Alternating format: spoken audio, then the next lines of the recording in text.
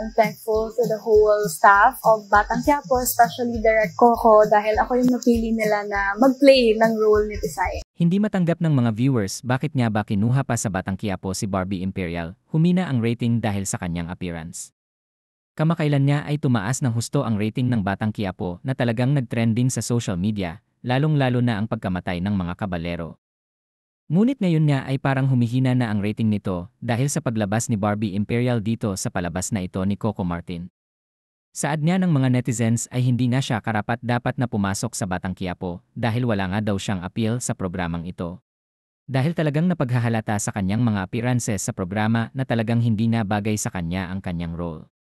Sa isang interview naman na isaad ni Barbie Imperial, I am very grateful and thankful to the whole staff of Batang Quiapo, especially kay Direk Coco. Dahil ako ang napili nila na mag-play ng role ni Tisay, at dagdag pa nga niya ay, I tried Muay Thai and boxing para lang ready ako if ever may pagawing action scene sa akin si Direk Coco, dagdag pa nga niya sa isang panayam sa kanya.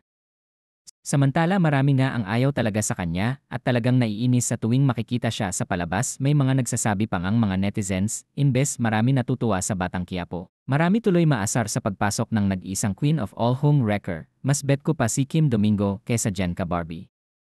Huwag nyo na isali yan, okay na kami kay Kim Domingo. Marami pa nga ang mga negatibong natatanggap ngayon ni Barbie Imperial na talagang may ayaw talaga sa kanya at ito nga daw ang mas hihila papababa ng rating ng show ni Coco Martin.